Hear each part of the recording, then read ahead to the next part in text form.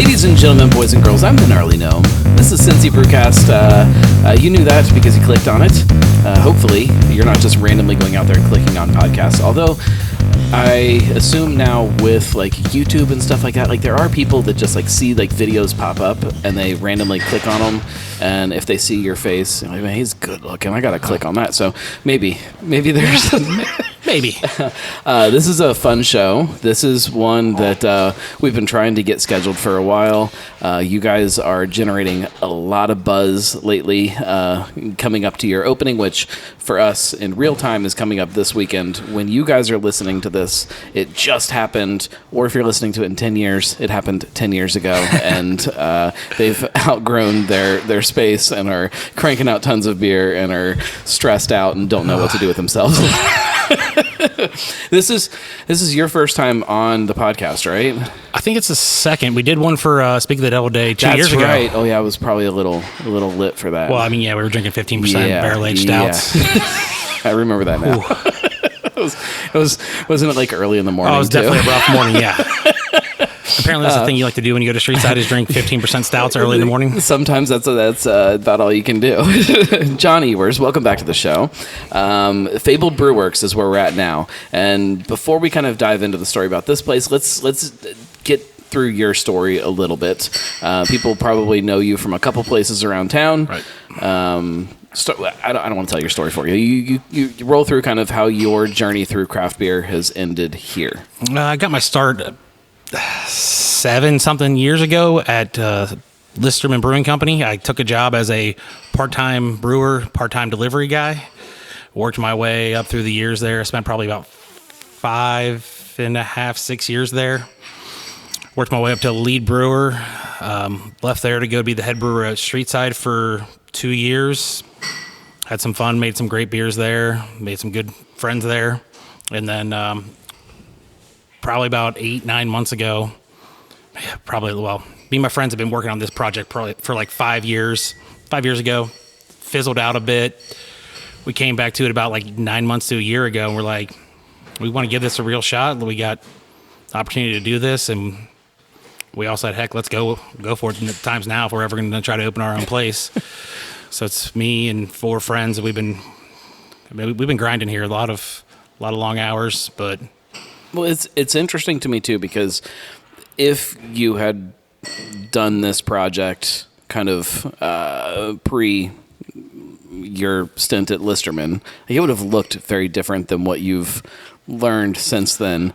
And you know what you love about brewing, what you love about beer has kind of evolved and changed too. Oh, for sure. I mean, if we would have tried to open this before I spent all the time I did at the place I have, there's no way I would have been able to put up the quality of beer that I have now. I've learned so much from Listerman and Streetside, and my knowledge, I mean, it just keeps growing. It's just been a great ride of learning from all the people I've had the ability to learn from. What is it, what are some of the things that kind of when you started early on in that journey as a brewer in this industry to where you are today, what are the things that have changed versus not? I mean, the biggest things that have changed is in beer is just what is popular. And like, it's great to see, like when I first got into beer, like New England's weren't even a thing. I pushed for Listerman to do New Englands and can them. They let me take the ability to write the first one that ever got canned in Cincinnati, which was Brass Monkey, which was a great beer. Yeah. It's a great release. Yeah. I mean, that release was insane. So like now we're actually starting to see traditional beers come back, and seeing that is real nice. Cause that's, I mean, right now, drinking Mexican lager, I mean, that's my go-to, and it's cool to see that become more popular. But I also think people's minds have also expanded to where they want to try different things. They don't want just to have, say, all traditional or all crazy fruited beers. They want to be able to have a little bit of everything. Well, and I think it kind of, not that people can't come back from it and kind of define who they are, but like, you know, for both of those breweries, both Listerman and Streetside, like they were so early on in some of those trends and some of those things that I think people still associate them with something. So coming into a place like Fabled, where you can come in with this kind of fresh, clean slate of, we make big, giant, stupid, pastry stouts. We make New England IPAs. We make mead. Yeah. There's all of this stuff that is already here, and it's like you're just starting from this big, wide spectrum of what the industry looks like right now. And like, again, not that other places can't do that, but they have this personality that's already developed, and you're kind of coming into this and like, we're gonna make it all. Yeah, that's what we want to be known for. We want to be able to execute the New Englands, what I'm known for, like the New Englands and the pastry stouts, but I can also brew a really nice lager, and that's also the thing. I think that's kind of like, this is a great, I'm looking at the camera right now, this is a great Mexican lager, and that's something that like, even trying your beers before, like if somebody said, "Oh, what does John make?" Mexican lager wouldn't be at the top of my list of what I think you do great, right. which is I know silly and I know probably offensive, but this is a great beer, and I hope that like giving this kind of refresh to your personality and what people expect from you kind of gives them an opportunity to jump in and be like, yeah, this is a great Mexican lager. That's part of who you are. Right. I appreciate that. Yeah, I just want to have us have a well-rounded tap list that we can invite anybody here and keep them here for hours and have a great beer the whole time they're here on drinking. All right. Let's dive into the place a little bit. Fabled Brew Works. You said you guys started the idea a long time ago? 5+ years ago. Look at me. Yeah, slide in here. How close would you like me to be? How close are you comfortable? Introduce yourself, because this is the first time we've met too. Sure. John Lawler, one of the co-owners here at Fabled. So how long ago did this idea really kind of, and I know that's probably a hard question because everybody talks about it with their friends. Oh, we should start a brewery. That's true. Yeah. That's exactly how it started. I'd say probably 5 to 6 years ago, realistically. I mean, we started looking in the general greater Cincinnati, northern Kentucky area about that time. Looked at a bunch of different properties, never found anything that really suited. And then, kind of abandoned any serious look at it for a while from, the middle of 2020 on. And then picked it back up in earnest maybe a year and a half ago at this point. When you guys kind of abandoned the idea before, was it just because of COVID and because of just not knowing where the industry not really was having going? A functioning society to put a business into was the main deterrent there. I'm glad that you think society is functioning right now. That's all. I mean, it's doing its best. It's more functioning now for the purposes of making a brewery at least. But yeah, it was purely based on that. And then we just sort of realized, it was a good point in time to pick it up a little more seriously. Right. And then just kind of went full bore on it and have been ever since at this point. I mean, this place is no joke. Like this is, I've only tried one of the beers. I'm assuming that all of the beer is great. That's my assumption. I think that should be a given in today's kind of world of craft beer. But the tap room, like you guys didn't cut any corners here with what I don't want to call it a theme because I feel like that makes it feel kind of cheap and gimmicky. This immersive experience. Immersive experience. There we go. So Fabled Brew Works. Tell me from you guys, from your perspective, like what is Fabled Brew Works? How do you kind of give somebody the elevator pitch of what this is? Yeah, I don't think you can necessarily give it without acknowledging the beer first, despite, as you mentioned, sort of the standard that it's reached in a lot of places. But our intention is to have kind of the best beer in the area that runs the gamut of all different styles, but also offer people unique is the main word we'd lean toward. I've said before, I like to hear from people I've never seen that before, in terms of the brewery experience. So we give them a means to find something new, find something special, and find something, like John mentioned before, just kind of spend a lot of time here each visit. Right. I'd rather someone come and sit in our sectional, hang out a while, explore all the different decor we've worked on, all the different aspects to it over the course of 4 flights, then pop in, chug a lager, I guess, and then bounce out. You can also do. You can. I'm not limiting anyone's desires or experiences, but you see a lot of that. To me, it's a very low sort of barrier to entry for that particular experience, but there are very few places where you would be able to go the step further and say, oh, I go here all the time. I go here once a week. I stay, invite people, bring groups of friends for whatever reason.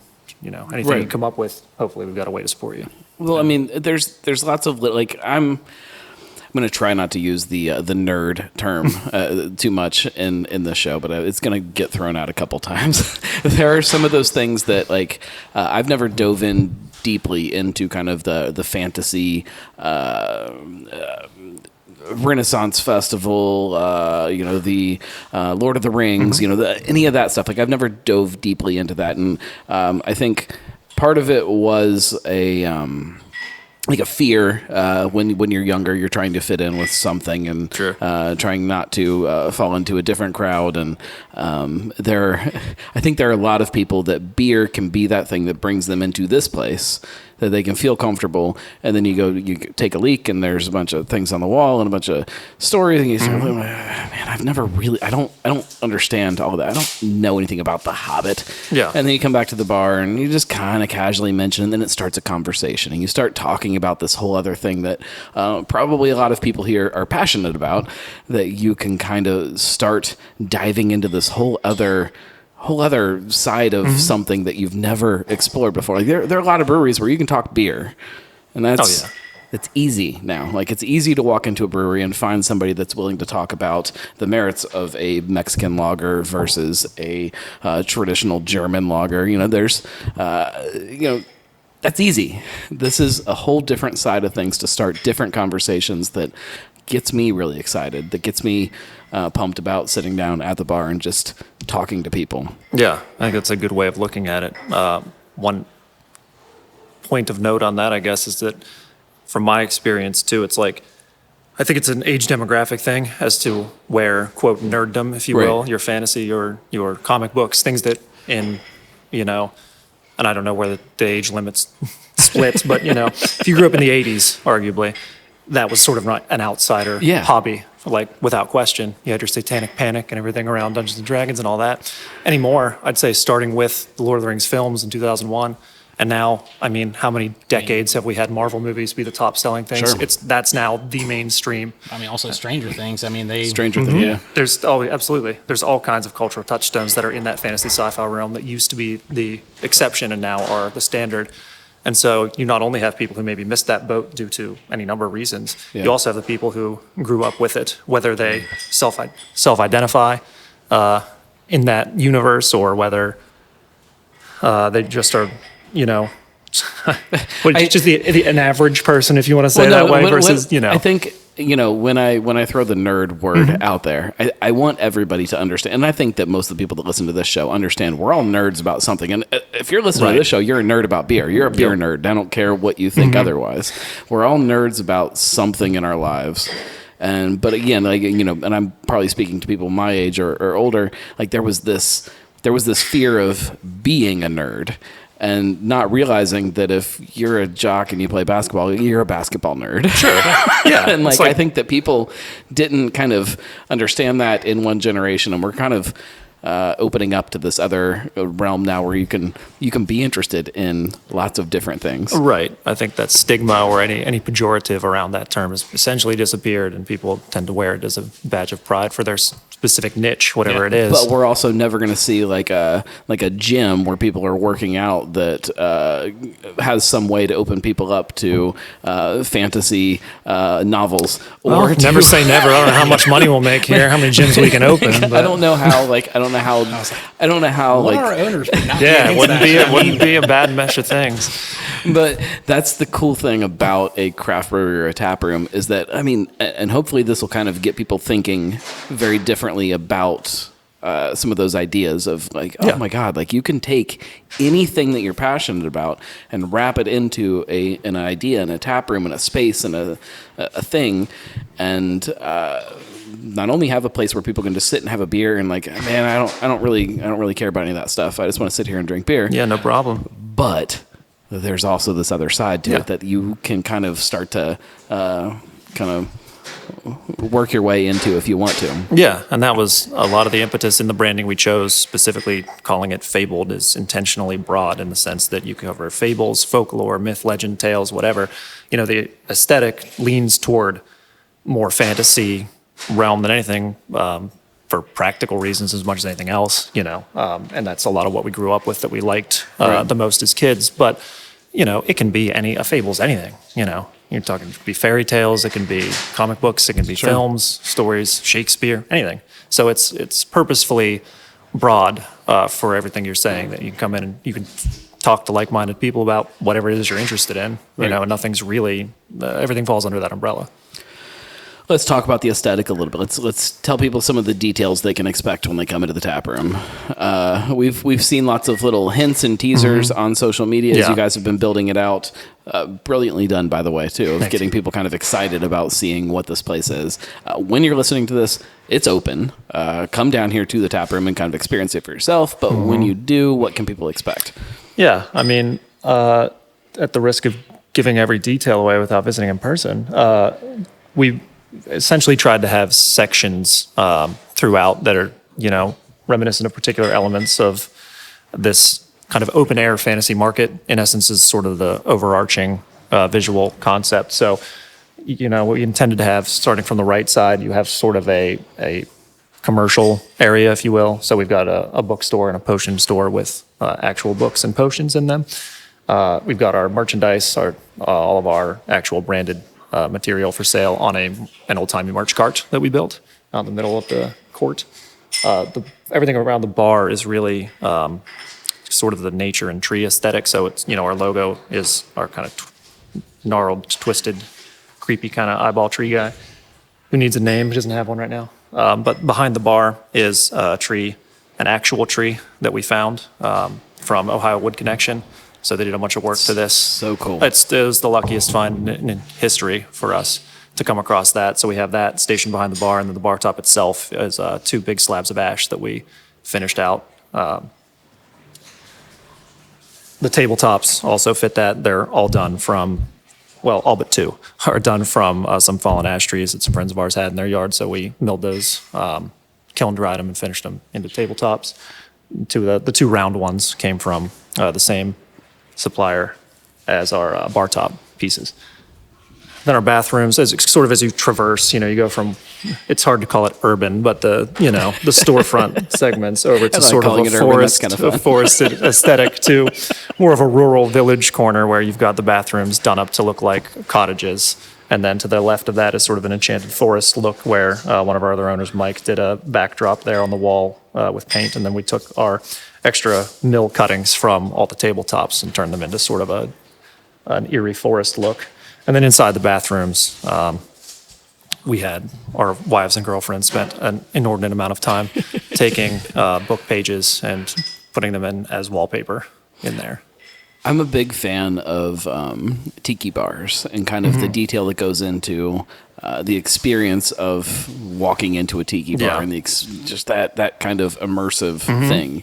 And this gives me flashes of that, just done in a very different kind of it's probably the aesthetic. thatching that's getting you. The thatch gets it, maybe. The I didn't even mention the clouds. Ceiling. I didn't even get to the ceiling. Mike will be so mad. So our owner Mike spent, again, a large amount of time, an upsetting amount of time, putting these polyfill clouds on the ceiling. Then they're twofold, not only for the aesthetic, and they do have, a couple of them have a lightning effect in them for when it gets stormy out, but they also help with sound deadening. So we needed to kind of get, the stupid, brilliant solution for that, by the way. Well, thanks. He'll be thrilled to hear that.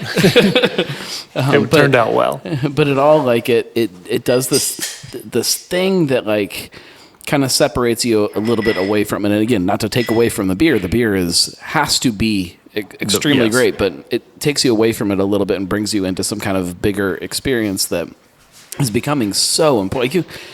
You can get a great beer anywhere. I can walk down to just about any bar in the city and get a great beer. It's that next step beyond that that I think separates an incredible place from just your average spot to a terrible spot. Like it's the experience of what it means and what it feels like, and this steps it up a bunch of notches. And I think I appreciate that. 'Cause that's exactly what we're shooting for. Makes me really excited for how everybody else looks at this now. Like, okay, now what do we have to do to kind of step up our game and kind of shift how we're doing things to let people understand who we are from the space. Mm-hmm. And that's hard to kind of come out of the gate and do that. That's exactly what we're trying to like come out swinging with, something that's the best we could do day one in terms of both the tap room build out and the tap list. I mean, you see it's going to be a lot of stuff for a day one opening, and a lot of varied styles. You've got a lot of people chatting about that already. Good. That's what we're really driving to make that be the statement that, it's cliche. You get one chance to make a first impression and all that, but it's everything you're saying about, sort of looking at existing competition and how the market was sort of so hot for so long that you really didn't have to do a whole lot to succeed. Sure. And that's not a knock on anything. It's just a fact of the matter where it's just, it was so successful that you could just do almost anything and you're going to be okay. And obviously markets fluctuate. And so now, on the downside of that extreme sort of level of heat on it, it does require a little more than it has in the past. And so I think that's where we came at it from. Sure. Yeah. Let's drink some beer. Sounds good. The beer fridge. First thing, this will be the New England IPA. It'll be Misty Mountain. Misty Mountain. All right. Tell me about the beer. Galaxy, Nectron, Citra are the three hops. I went with something that the owners probably weren't as happy when they saw the bill for the hops, but I mean, it's some of my favorite hops, and I know a lot of people don't use Nectron nearly enough, and it's one of my favorite hops personally. So no, that's great. It's a very familiar. This is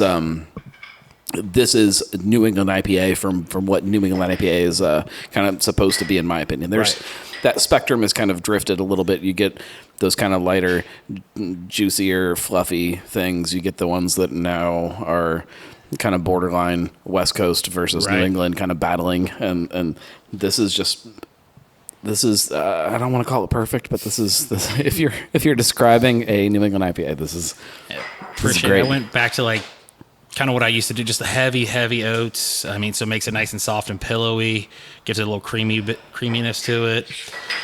And then again, just hitting it with just, in my opinion, some of the best hops out there, and just a lot of peach, a lot of citrus, a lot of man, this is summertime in a glass. I appreciate that. That's fantastic. I was a little nervous. It was the first New England on the system, so I was like, "Oh, let's see how it goes." And it's also learning all new systems is just a little touch and go. And talk about that a little bit, because you've brewed on a couple different systems. How do you decide the first thing to brew on a new system? For the first thing we brewed here was a blonde ale, and I wildly missed gravity on it. And it's just learning, just like every little tweak on things. Just like I'm like, all right, came in 10 points lower than I expected to be, but it'll be all right. It's a blonde ale, and that's why we went from there. And just we wanted to start off light and then work our way up. Because I think it was, I want to say it was blonde ale, 2 lagers, and then 2 stouts. Right. And just every batch just tweaking a little bit and just dialing in every little process. Because the company we ordered from ABS, and they were here for the first brew, and they're like, "Yeah, here's how you do it." I'm like, and they're like, "All right, good luck." I'm like, fun. Thanks, bud. But I mean, they really did show me a lot, and I mean, it's all the same process, just learning valves on every different like machine you work on. So it's like wasn't that big of a change, but just dialing everything in, just fine tune it to exactly where it needs to be. Take some time, but I mean, I think efficiencies of the kettles and everything. Yeah, just the kettle. I mean, we can boil some beer here real Sure good. can. I mean that. Well, that works. Again, anybody that knows kind of your personality from other places you've been at gets people pretty excited about what the potential for some of the things that can come out of the system. Yeah, I'm excited. I mean, we got our first stout ready to go into barrels, and it's just I'm so sad to wait a whole year for that thing to be ready to come out. You can sneak a little bit out this winter. Yeah. we're possibly looking to do some small batch, like some smaller barrels stuff, to where it could mature faster. So Right. that is a possibility we're looking into, just so where we can get some things on tap for that style. How do you kind of keep growing as a brewer when you are kind of known for something, be it New England IPA or kind of a bigger pastry stout or whatever it is? How do you, as a person, kind of keep kind of pushing yourself into trying new things and growing? So luckily, all of us are huge beer nerds, and we go to beer festivals. There's that word again, nerd. Yeah, We got it. We go to beer festivals constantly, and they, like, if I'm not going, they're going, and they're bringing back different types of bottles and everything. And I'm just kind of like I get lucky enough to try so many different beers, and I'm like, ooh, that beer gives me an idea for this beer. And then my palate changed over time to where all I used to drink was pastry stouts, New England's. Right. And now all I drink is lagers. So that's now developing like that love for brewing different types of lagers. Right now I got a German Pils in the fermenter that I'm very excited about. Like, you would ask me 3 years ago, would I ever be brewing a German Pilsner? The answer would be no. But it's just developing my palate more and more and just trying different things. And that's how I've been lucky to be able to grow pretty fast, just because we go to all these best beer festivals and get to try all the top rated breweries, and it's just growing and learning from them pretty much. Does it get in your head a little bit like people are going to walk in here expecting something that you've brewed somewhere else, or?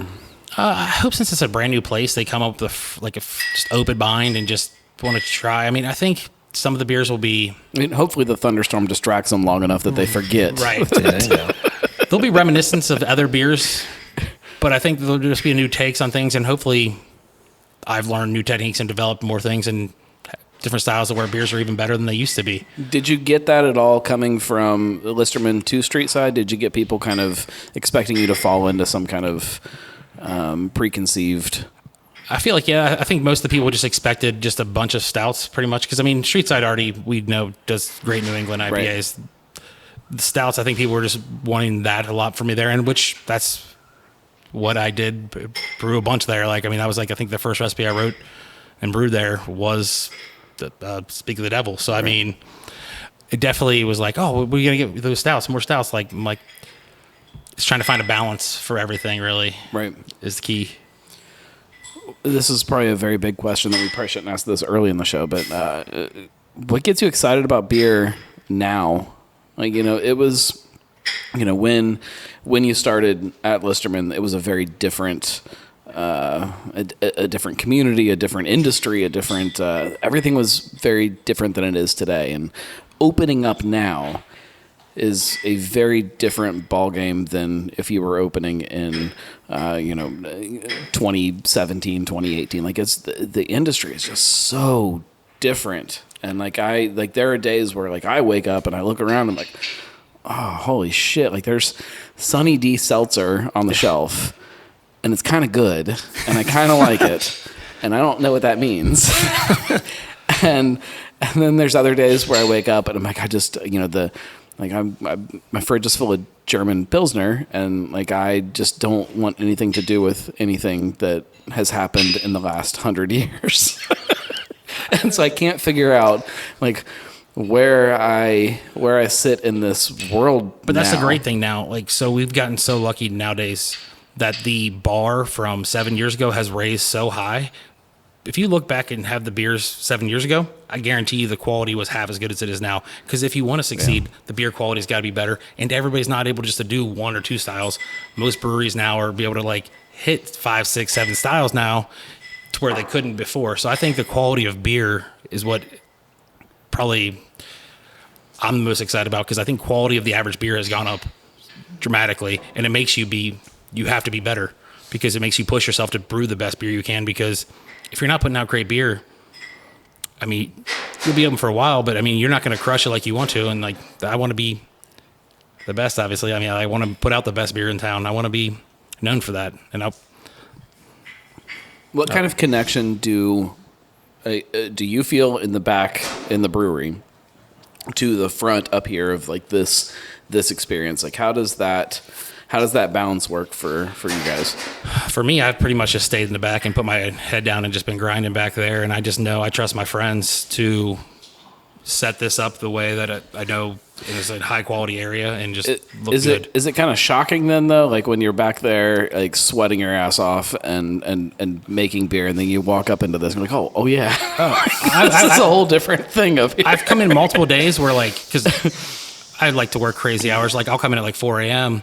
and like they'll have just left, and like I'm like, this looks nothing like it did the other day. And especially like once we started clearing out everything out of the tap room, you're like, wow, this looks great. Like, I'm like, because for a while there, it was hard to see because there was just so many things going on in here. There was a lift in here. There was tools all over all the shit everywhere. Yeah. So, I mean, it's very impressive to see what they've done with this tap room. I mean, it looks great. It's again, I get down here to experience it, but it is unlike anything else that I've seen, definitely in Cincinnati, but, pretty well beyond that too. Like I don't think I've seen many tap rooms that have put the time and attention into the details. It's so cool. Appreciate that. Nice. So cool. What about you? What gets you excited about craft beer today? And kind of how do you keep that passion going when, again, Sunny D seltzer? Well, it's an interesting way to put it, because I think that way all the time about not only beer, but, food or media or anything you consume over an entire lifetime. It's all going to be cyclical. So you're going to have highs and lows about your interest in certain things. I'm pretty much the same as John was saying, where like, I would drink all pastry stouts and all barrel aged whatevers and all, find me some with a wax cap on it, make sure it's overpriced or I don't want it kind of deal for a stretch. I have not shifted into the world of lagers yet, like he has, but I do find myself gravitating towards sort of a less, not less intense, maybe for lack of a better word, beers more often than I consciously have for a long time. So I guess the little bit of excitement that lasts for me is number one, always finding something completely new, like especially now, when you've had, I don't know how many thousands of beers checked into Untapped or however you like to track your progress in that realm. But you go somewhere and you just say like, I've never seen that. I've never heard of that. Even if it's terrible, Right.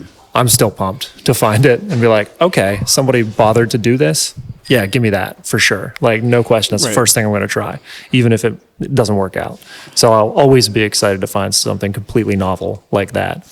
But on the larger scale, I agree that like the baseline quality is to the point now where it's almost unusual to go to a place and be like, not great. You're gonna almost to a point, like everyone you go into, there's at least something where you're like, oh, nice. I'm glad we made this stop. I'm glad we checked this out. You've got me thinking very differently now about how, you talk about how you haven't been super into the lagers and things like that. No, but it's this super old style that kind of kickstarted the modern age of what beer is, and in kind of that same realm, some of the writing, some of the books, some of the novels that this whole theme comes from, or some of those.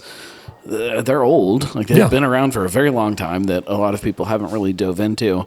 Like I think there is some kind of a parallel there of people coming into this, for the beer, and then kind of getting sucked into some kind of experience, either through books or some kind of media. Movies are okay, I guess, but like getting kind of pulled into this other direction that kind of gets you excited about something that has been happening for a very long time that you just kind of didn't notice. This parallel between the beer and the stories that kind of fuel all of this are interesting to me. Yeah, it's like there's always something new to discover, whether it's actually new or just new to you, and whether it's beer or... If I'm going to read either the Lord of the Rings series or the Hobbit series first, which one do I go? Oh, the Hobbit. It's for children. All right, well, so you're going to want to hit up that one because it was written for kids and you'll breeze through it in 3 hours. Perfect. And you'll either get hooked or you'll be like, All right. Okay. But like that's definitely. It's also chronologically earlier. I'm gonna make it a point to dive into some reading here this summer and make it happen. Give that a swing. If you need a copy, I think there's probably one on the bookshelf. I'm pretty sure I have a copy somewhere in my office that has just been like teasing me from a bookshelf. What's next? Next one is orange creamsicle milkshake. Oh yeah. So milkshake beers are not at all kind of my wheelhouse. However, when you say orange creamsicle, it might be. So hops, Citra Eldorado. I went with that just because Eldorado always gives me a candiness anyways. And Citra goes with the orange creamsicle idea really well. And there's a healthy amount of vanilla also in there. Oh, dear God, that's good. IPA of the Beholder. Mm-hmm. Oh, man. That's fantastic. I appreciate it. We've had very good response about that one so far. Just a lot of people like really, that. really digging Oh, that my one. God, that's good because it's not over the top on the orange creamsicle thing. Like, it's still a beer first. Right, and I made sure, like, I'm not a big lactose fan, so it's not crazy heavy on the lactose, but there is some in there just to be true to style. So it's still an approachable beer. It's nothing like crazy over the top, but it hits all the points that it needs to for a milkshake, and That's a little bit more good. You get there's a flavor experience that I have not figured out a good word for yet, but it's the burp taste. So like after you drink something, that little burp that comes up afterwards, there's a whole different set of flavors that come, and it's really good. I like that a lot. Again, not my go-to style. In fact, if you give me like 6 months and I walk in here, I'm probably not ordering it because I'll forget that it was so good. So you have to like make me order it sometimes. You got to find a way to like force me to do it. Because I really, really like that. I appreciate it. Thank you very much. How do you do that? How do you get people to kind of branch out of their comfort zone in something? Because you guys do have a very wide spectrum of things on tap. So I'll say, luckily, we have probably. I mean, I had one guy to work with here who was Jimmy. Like, he was a great bartender and all great right. tapper manager, and he knows how to like kind of like people like talk to people and get them to help them choose what beer is best for them. So I think it's really a lot of it goes back to the bartender that you have, and they're very good at steering people to the correct beer for them and having them try new beers. Because that's I fall into this trap sometimes of either the complete one end of the spectrum of I need to try the next thing I haven't had before and I don't care about anything else, or I want what I know I love and I don't care about anything else. That's fair. Like you get these comfort zones. And I think that this side of the I know what I like and I just want to drink that is really easy to kind of settle into. And you walk in and you get overwhelmed, and beer styles sound confusing. There's a lot of people I know that if you say milkshake IPA, that sounds very strange and very confusing. And lager, I want the lager. Yeah. And how do you get people to like get out of that shell and kind of be willing to experience something? And I think that goes for a bigger thing of this whole picture of all of this. How do you get people to be willing to like? You guys have gotten a name of being a fantasy brewery, which again, we'll throw the nerd word out there. It scares people. Like they're like, oh, fantasy. Like, I went to the Renaissance Festival, and there were people, and they were weird, and I didn't. I was uncomfortable, and I felt out of place, and I don't want that. How do you get people to kind of be willing to be out of place for a minute? Yeah, I think part of that remains to be seen, truly. But my experience is that a lot of it's just education as far as the beer in particular. I like to say you try to convert Bud Light drinkers into craft beer drinkers and craft beer drinkers into better beer drinkers. Are there still Bud Light drinkers? I think buddy, are there? There sure are. I know just so many. But and a lot of it is education where, people say, quote, I don't like beer. I hear that all the time, from people I talk to about it. They're like, God, I don't like beer. I'm like, okay, what's your definition of beer? Oh, Bud Light, Miller Lite, Coors Light. Like, okay, so American domestic lagers or Pilsner in that case. But say, okay, we've got something reminiscent of that. You just told me you don't like that. No problem. I got 22 other things that are nothing like that. So let me start you with a flight of these, and you kind of graduate them up and try to just, sit with them and explain, hey, some of it's nomenclature, like you're saying, milkshake IPA is a term that might scare people off. Sour is one that's always problematic because people say, oh, like a warhead? I'm like, no, and I can understand completely how you get there. But I say do you like Kool-Aid? Do you like getting drunk? You're all set. So, you kind of find a way to communicate to them. Things. Yeah, so you're going to love these Berliners and these sours. And, so I try to, kind of figure out what the sort of entry point is that the perspective they're coming from. What do they know about what it is they want in the first place? Because so much of it is just it's never been available to them, or they've just never explored it before, or whatever the case may be. And you try to, give them a nice spread of the different options available to them. So you're going to like this. Here's 5 more like it. You're going to like this. We'll have another one in 6 months or whatever, and kind of get them on board that way. And in terms of that same mentality, sort of for the space, that I think you just gotta you gotta know that we're regular people who opened a regular business that just happen to like some storybooks that you probably also like. So it's how people push that branding in their own various articles or what have you. The message is always just we're trying to make something that you remember. Yeah. And so it's in no way anything exclusionary to anyone. In fact, it's quite the opposite. If you like something, there's probably something here for you to like. I like that description. I still have not written my article about your grand opening. Hopefully it'll post hopefully this week. And I've been struggling trying to figure out how to put it into words to get people to understand what it is.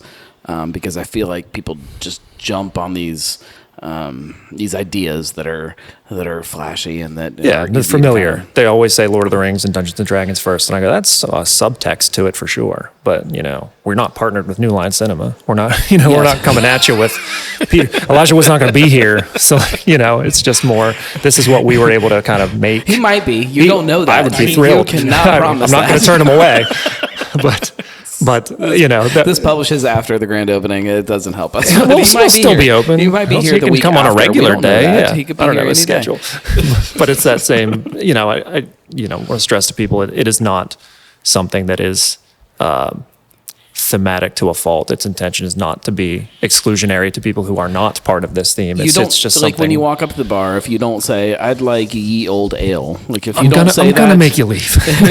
There's a coin flip chance. It's you don't have to care about the fantasy. Not at all. The fable side of this. Nope. It still is a brewery. It's still a tap room. It's still all of those things that make you feel comfortable. Yeah, that's exactly the objective, to make you feel comfortable and make you go, huh, look at that. Vice versa. Let's go to the flip side of that. If you are super, again, here's the drinking game. I said it again. If you're super nerdy about kind of the fantasy side and all of that, are you guys going to kind of cater to that over time? You're going to find ways to kind of invite that community into this and give them their space that like, holy shit, we've got a brewery that is us. So that we've already had a number of people reach out with that exact question. You guys are going to have beer on tap at the Renaissance Festival at some point, right? Someone's asked about that as well. So, as a business owner, I want to always say I'm not going to turn down any opportunity until I know it's not a good one. And so for people asking about that now, what we always say is we're not sure yet because we want to be open for long enough to have any semblance of. Keep in mind when you're listening to this, they're not open yet.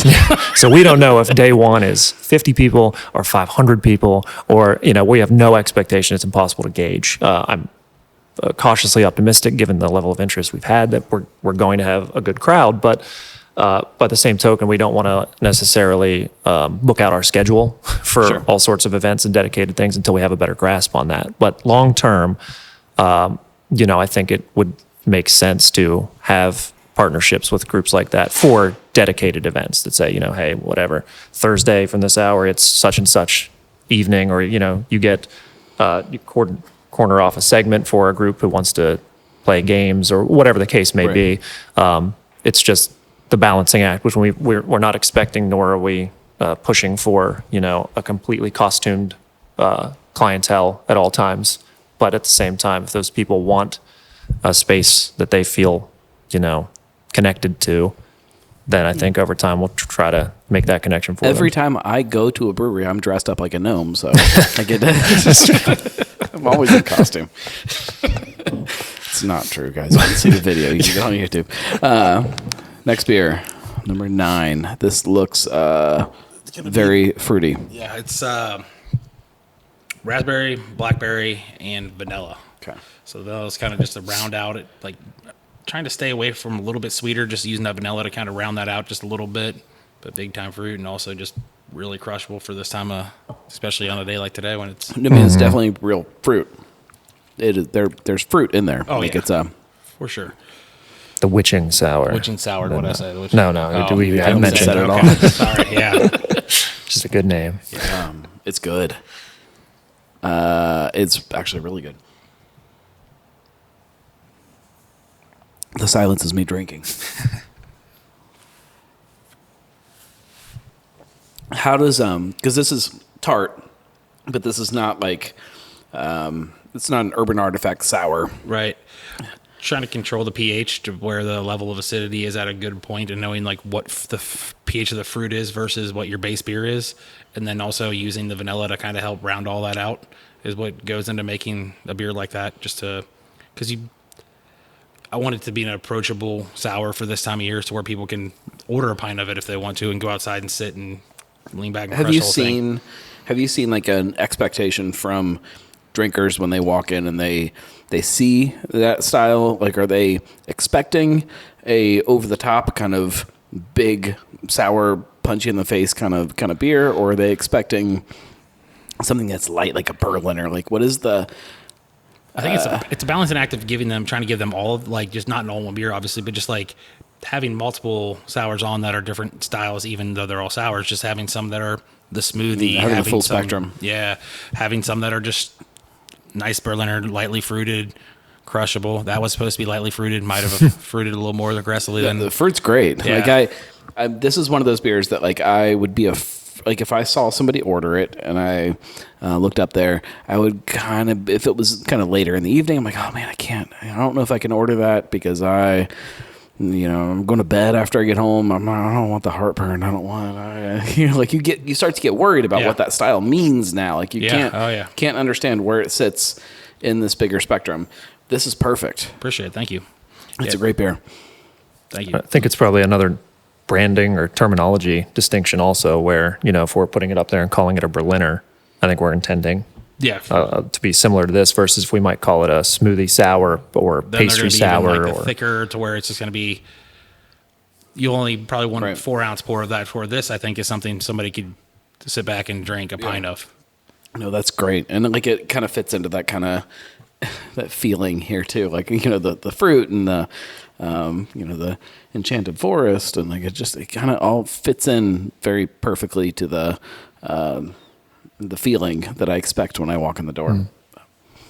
I kind of love this place, guys. I'm not gonna lie. Well, appreciate it. This Glad makes to me hear really that. happy. I just wish it was closer to home. no. Can't do a lot on that front, sadly. We need you guys to start, Get you a shuttle We need service. you to start planning right now for location 2 because That would be delightful. let's talk about the future a little bit. And I know that that's kind of a stupid thing to talk about when you guys haven't opened your doors yet. But how big is too big for you guys? Because at one time, the idea of success in craft beer was you grow to a certain point and you go distribution and you Right. try to go regional and you try to do Yep. this and and that I think we all understand that that's not the right way to do things now. Like you can't be Rheingeist. Nobody can be Rheingeist.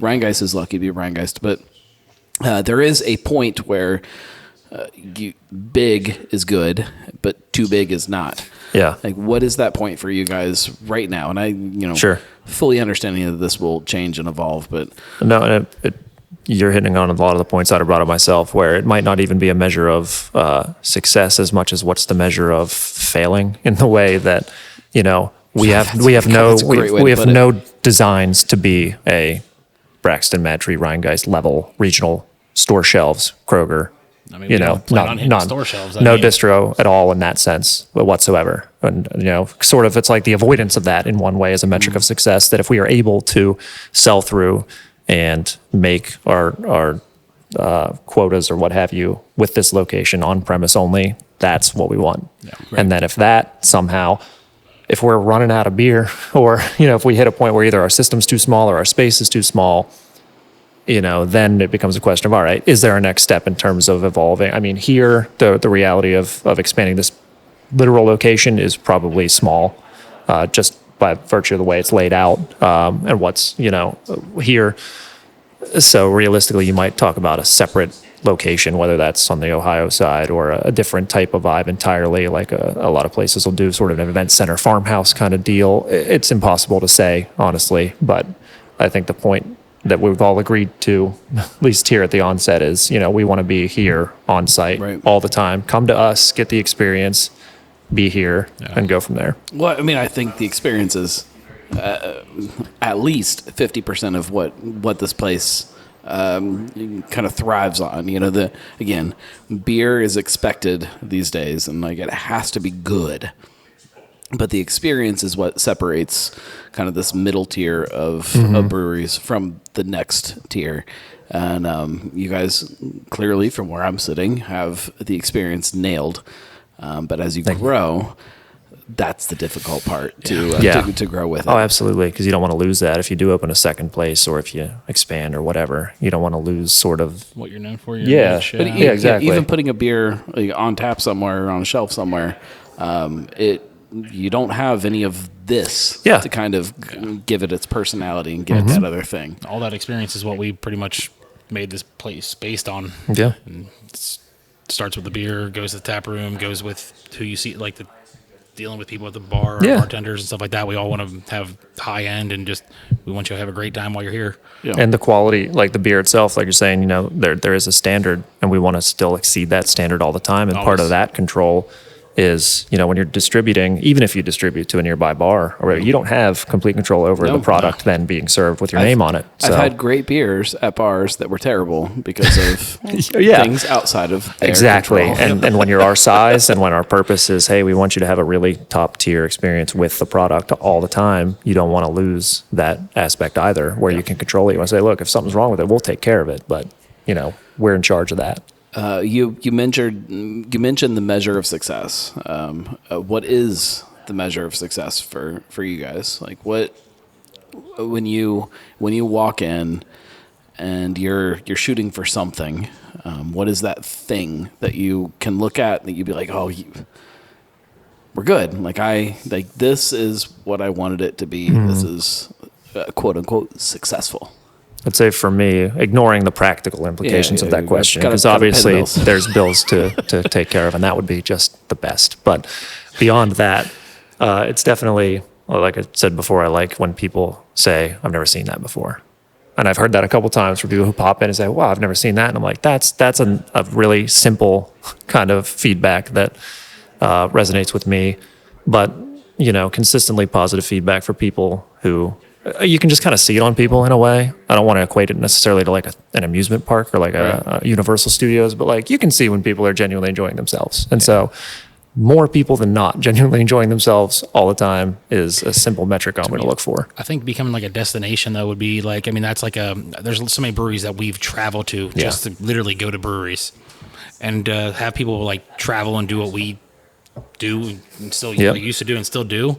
Like that's kind of like the thing, like, come to Cincinnati, I need to make sure I'm checking out Fabled. Like that's something like, or people just literally coming to make a trip just to try our beer. And that's like the type of thing like gets me excited. Like I'm like, and it'll take some time, but like we're already planning on pouring at some beer festivals in this upcoming year. So get our name out there and just hopefully keep growing. The brand is the big thing. And then just getting our name out there to where people know about us. Cause we haven't even been out yet, so it's nobody knows. People know. Yeah. That's what's so crazy is like it's still like for a long time there were a lot of people that were like, oh man, we're done, right? Like we're saturated, like nobody cares about breweries anymore. And I'm like, I don't know that that's true.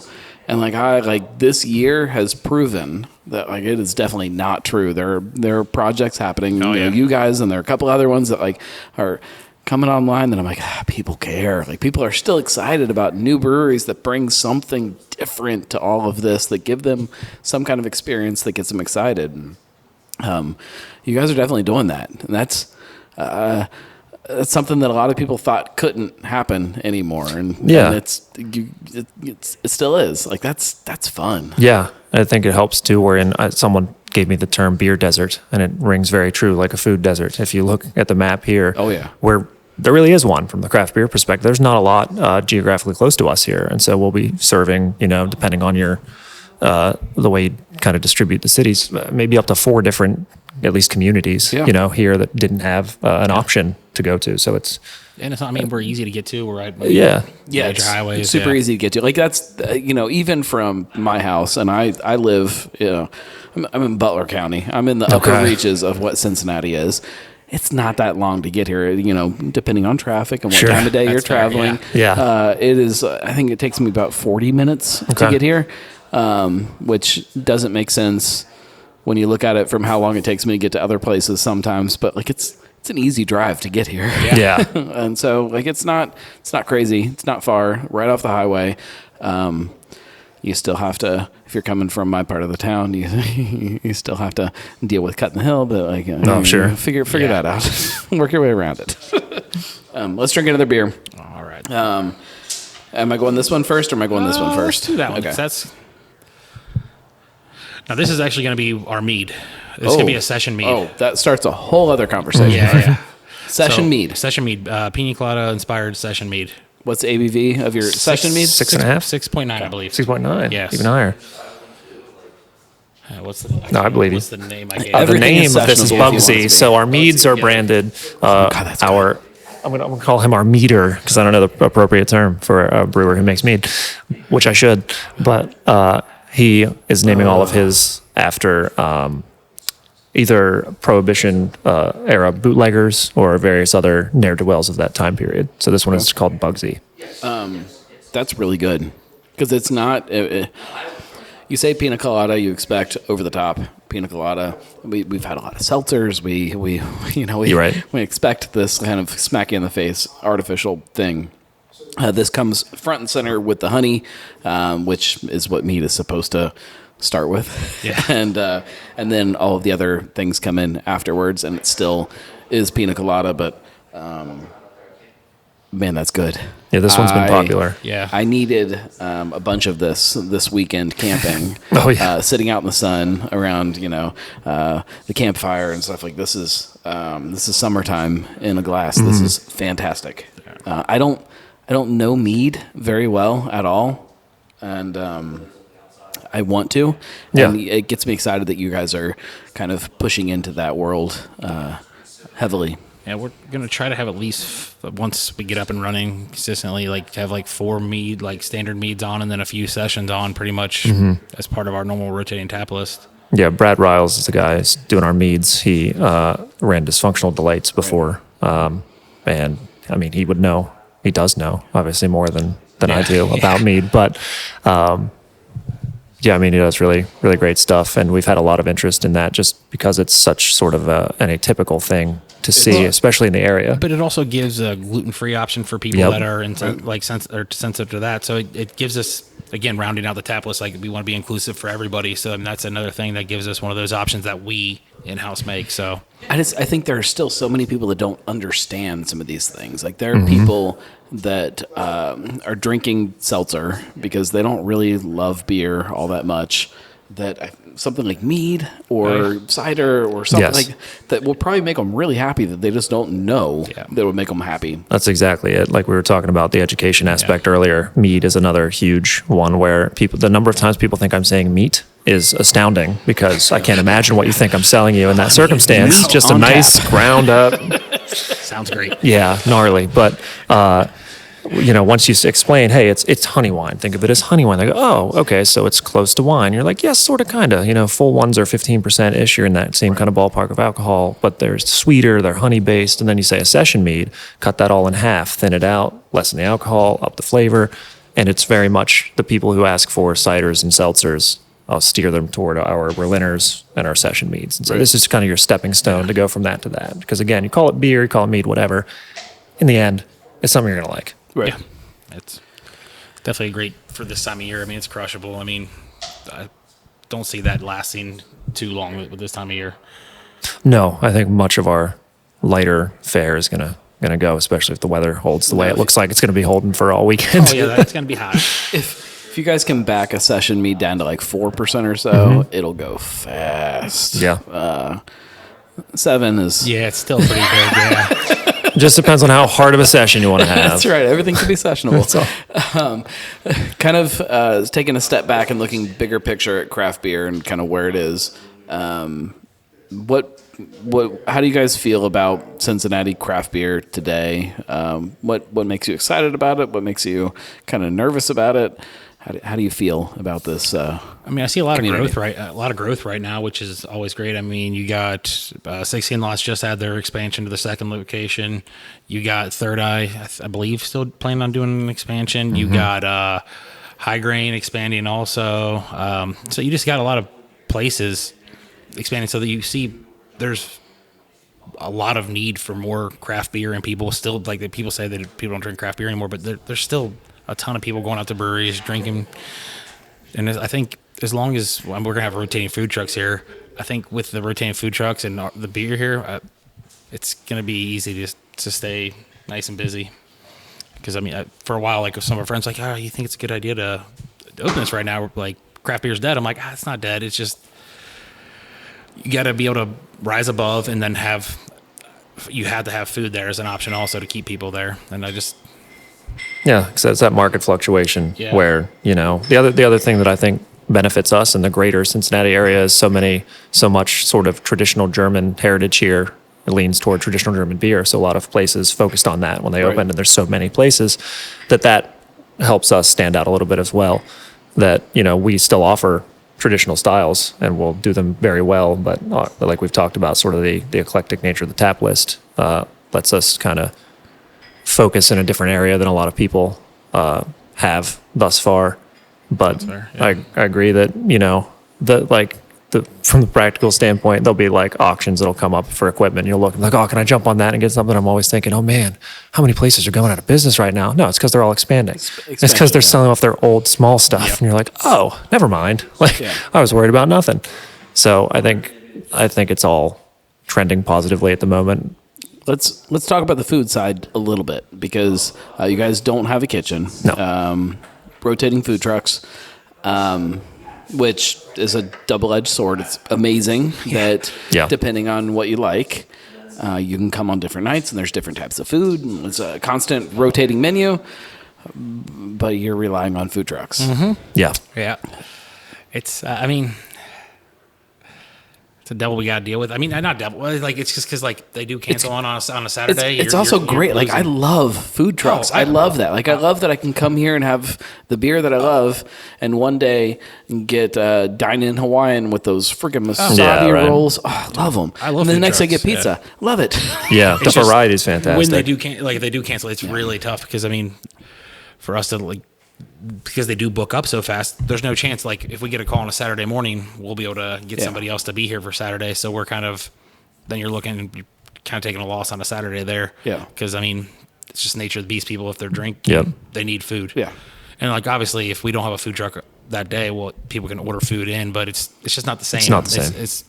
So, I mean, but I think once we develop, I mean, once we're open for a while and we develop a good relationship with one of the food trucks, probably more than likely we'll just ask them if hey, you just want to park this here 5 days a week and then have their guaranteed spot. I mean, that's probably more than likely what I see happening. Yeah. You guys talked a little bit about expansion opportunities where you are here. Yeah. So you're in like a strip mall is not the right word. It's an industrial complex. Okay. Industrial complex. There are, 3 businesses in this one? In this building, yes. Yeah. So on one side you have like We Rock the Spectrum. Like a jumping it is a children's gym that caters to kids with developmental disabilities. Okay. Primarily, but not exclusively. They do a lot of private parties there. They're great. neighbors. Other And then on side. the other side, also great neighbors. That's Silver Lake Pallets and Logistics. So they do sort of, I think it's resale of like Amazon dump house, overstock yeah. warehousing. So, truckloads They've of, been volume very of stuff. great to us. But there are two other people on either side that maybe in theory could, if though there might maybe at some point could be expansion opportunities into other spots. Yeah. Possibly, Yeah. yeah. I mean, from the mechanical side of things. Not that we're sure. expecting either one of them to ever Right, not in the near future exist. as it stands, but I mean the physical space exists in concept here for sure. The logistical hurdles to taking advantage of it are high, which is why I say realistically, I don't foresee it going that direction, but it is a possibility. I would hate to see this tap room experience not get a chance to kind of grow and evolve into something bigger. We'll leave it at that. We'll leave it at that. I hope that this grows to a point where both of them look at it at one point and be like, man, we got to help this. We'll move somewhere else. We'll go across the street. We'll go somewhere. We'll figure this out to let this place kind of turn into what it can be. Mm-hmm. We got one more beer. What is this one? This is going to be something more what I'm kind of known for. Okay. Coconut, vanilla, Mosher coffee. Nice thick 12% stout. Ooh, okay. Humbaba is the giant from the Epic of Gilgamesh. All right, slow down.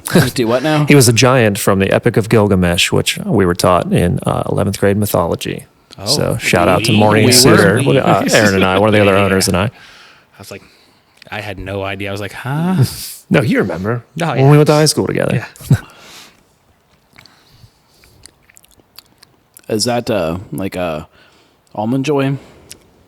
Very. It's toasted coconut. It's just like that's the yeah.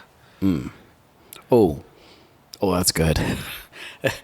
The weather outside is not appropriate for this beer for me, but my God, it's good. So you're the type of person who will drink seasonally. Oh yeah, okay. Very seasonal. My wife and I were just talking about that and how I don't get in that boat myself. I would drink that a 10 ounce of that in the scalding heat and I have no problem. No, but if you drop some blinds over the windows and you like make the clouds like very blue for me and like just trick you a little bit. Everybody puts hats on or something. Okay. Crank the air conditioning up. We can do that. Yeah, I'll drink it. All right, that's good to know. That's incredible. Yeah, I'm a fan of that. That is beer first. That is a candy bar. Yeah. Absolutely. I love it. Here's what's again kind of going back to a couple of them. It's hard sometimes when you walk in and you have this preconceived bias about beers, and if I see that, I'm probably not ordering it today, and I just want to find ways to make people order things that they don't want to. How do we do that? Well, I was always interested in a promotion of a blind flight where I give you a discount if you let me pick your beer for you. Oh, I'm all about it. So that's one way to do it. I've talked about it a lot on multiple shows about this idea for a bar that I have where you walk in and none of the taps have anything about the beer. It just tells you ABV and then a couple little tasting notes. So nutty and chocolatey, and that's all you see. And that's an ABV. And you don't know what the beer is. Could be from any brewery, could be any kind of different style. Just gives you those little like touch points. And I don't think it's legal. Hard to say. I mean, I'm not sure what the rule is, but see, I'd go one step further. If that's me, I wouldn't put anything on there. I'd just give you numbers, and I'd give you a 20-sided dice, and I'd be like, roll this, and that's your drink. Okay, I like that. I like it. Just chaos. As much chaos as you can sow into a business. If you guys could tell anybody something that you think they don't know about Fabled Brew Works, what is that? Hopefully, by the time people listen to this, they already came down for the opening weekend. Right. They elbowed their way to the bar. Let's hope. Drank everything. Yeah, good with that so far. And then Ubered home. Yeah. Oh, sounds great. That sounds perfect. No, that's a great question. hopefully we have articulated a great deal about what we are.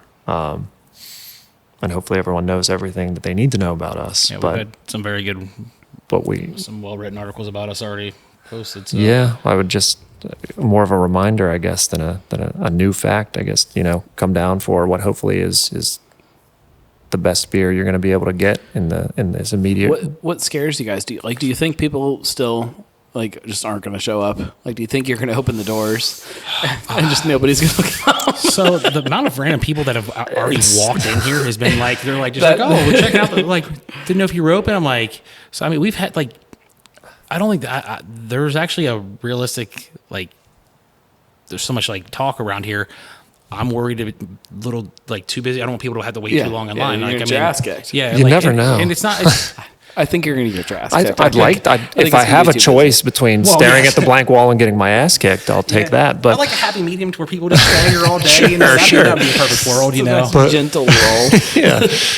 But no, I think, like I keep saying, I could believe anything. If you tell me we have 8 people or we have 800 people, I'll say, yeah, sure. It's possible. It's just, I have no realistic expectation, but I certainly have a hope that it is a large contingent, that it is something that we can handle. That's the biggest thing. But yeah, I mean, if it does go the other direction to where it is insanely overwhelmed, I mean, we have some contingencies to try to kind of, seat some more people and keep everything flowing. But, if we could kick 6 taps, I'd be pretty pumped. 6 taps or just 6 kegs? Taps, I mean, we got backup kegs for these, bud. No, I want to kick the full taps worth of a couple beers. Just a few. We got 20-some. We can handle kicking 6. Getting stressed now. What about kind of bigger picture for Cincinnati beer? How do you guys? Where do you think you sit in the long-term picture of Cincinnati beer? Do you think that this is the kind of the crest of things, and then from here on out, it's just places replacing things that close? Or do you think that there is still room for growth? So I think there's room for neighborhood bar type things. Look at Brink, stuff like that. You have that small niche area to where it's and people can just walk right there. A lot of their community comes from just actually people walking there. Mm-hmm. So I mean, I think there's room for that. People just have to find that, and it's narrow path too. They're just find a nice location where people can get to you very easily. And I mean, my biggest thing is just staying small. If you want to know more about Fabled Brew Works, how do you can. We have our own website, which is at fabledbrewworks.beer currently. .beer. Fancy. Thank you. And we're on Facebook, Instagram, Untapped, all at Fabled Brew Works, all lowercase, all one string. And as of listening to this, they're open. Come down here. What's the address? 331 Kenton Lands Road, Suite 300, Erlanger, Kentucky, 41018. We'll put links in the show notes. Yeah. I promise I'll put them in the show notes. I know people give me shit when I forget to put things in there, and they will be in there. Get down here, have a drink. Seriously, the beer is great. The space is insane. It's a leap above what you expect from a tap room. So get down here, have a beer. Ask your bartender about ducks, because hopefully Jimmy Longbottom Bird Ranch. Jimmy Longbottom Bird Ranch. That's right. Hopefully they can tell you more about ducks. Save a duck. That's right. We'll be back next week. I don't know who we're talking to, but it'll be a good show. Thank you guys very much for sitting down with me. Good luck this weekend in real time. You guys will know if you walk in here and it's just a pile of people crying and sobbing themselves. It was more than they expected. That's right. Hopefully things work out the best. If you want to support the show, go to theharleyman.com/support. It helps, makes my wife happy.